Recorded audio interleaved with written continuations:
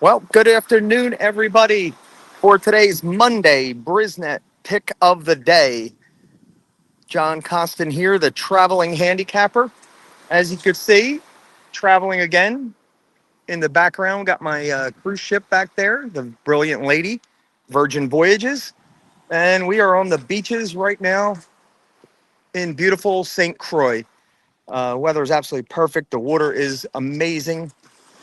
Got my Corona and ready to take a look at this late pick six mandatory payout at Turf Paradise today. 500 grand in the pot. Should be $1 million pool on the 20-cent mandatory. It has to go today. That free money has to go.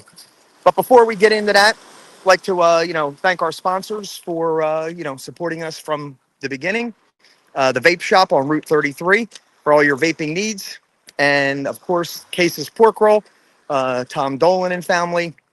uh, Pork roll in the Northeast, nothing like it.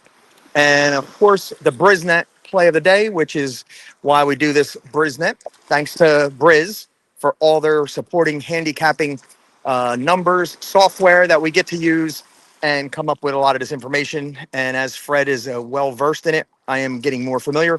But I always been a proponent of the prime power. Like when he talks about the prime power, that is the one thing I go to first and quickly.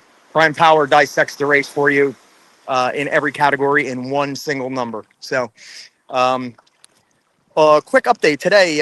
Parks race one. We ran J.K. Strong, our 2-year-old filly, making a second lifetime start after about a 5 to 6 week break. First time did not fare too well at 6.5 furlongs, just quit running and got beat pretty good distance. So we were not sure what to expect on this second out. So we tried to stretch her out, going 2 turns for the first time and ran a flat mile for a 15 claimer at Parks, our second start. Uh, we had Luis Rivera up on her and weren't sure what was going to happen. She missed some training with the track being closed so many days because of the frozen weather and the snow. Uh, a lot of shed row walking around. So we're just, hoping to get around there safe and see how she would do stretching out first time.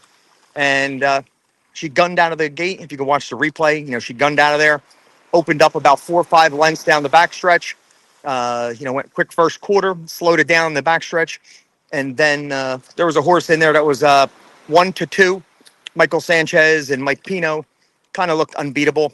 And, if we said we could be second before the race went out, I would have been extremely thrilled. So when the running started down the backstretch and she had that 4-length lead, and then she got swallowed up by the favorite, like she was standing still. The second horse, who was probably about 6 to 1, went right by her. It looked like she was going to pack in the bags and, be dead last. But then she, dug in around the turn a little bit. Nobody in the back was gaining. Horse passed her for third. Then on the stretch run, she did show some heart and came back and fought off that horse and got third pretty easily, but was no match for the top two. And the winner, like I said, was almost unbeatable. So to run third in that race was, pretty darn good. And actually a decent sign from where she was on her first start. So we'll see where we go from here. Probably, hopefully 3 to 4 weeks, come back in another spot, going 2 turns for the second time and, see what we could do. But that's the JK update. So let's get now to the Brisnet play of the day, which is not one pick, one horse, one race. We're going to look at the late pick 6 at Turf Paradise in Arizona there. Fun little track in the afternoons on Monday, Tuesdays, and Wednesdays usually when there's nothing else running. Definitely usually get involved, in that track. So all that free money sitting there for the last month, nobody hit the jackpot because they do have small fields. And with the small fields, it's tough really to have your lone jackpot ticket winner by yourself. So let's take a look at it. And the way I saw it, we're not going to go through each race, whatever, but trying to create value in the first 4 legs and basically use as many as I can and try to hit a cold double.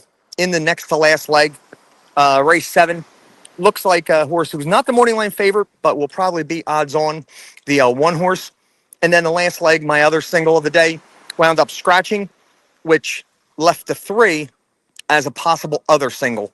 So I'm going to try to get to that point with some prices in the first 4 legs, beat a lot of the favorites, and then trying to get that last double, the 1-3 double to end it in the 7th and 8th race.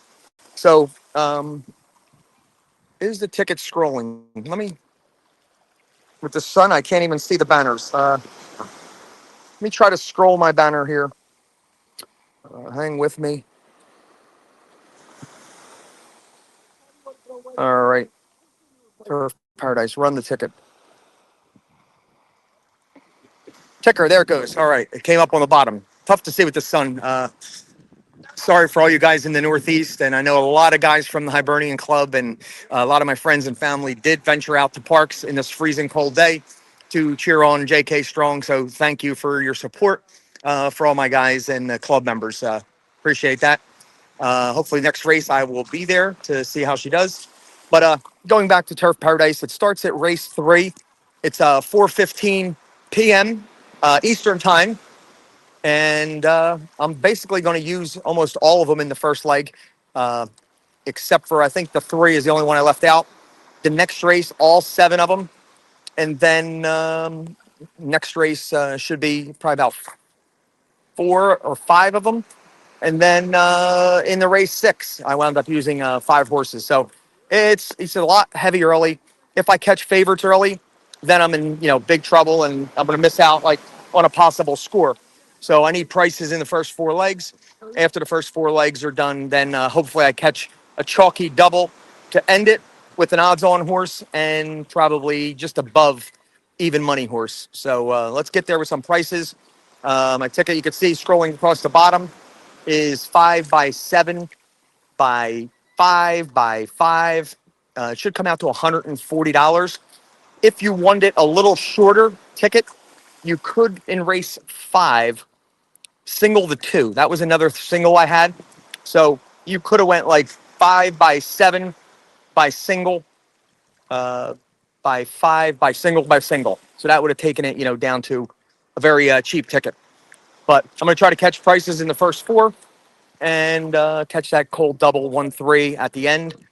And that's my quick look from St. Croix at the mandatory payout on this President's holiday for Turf Paradise. 4:15 it goes off, race 3. Good luck and let it run, everybody. And thanks for joining in. See you when I return to the States on Friday.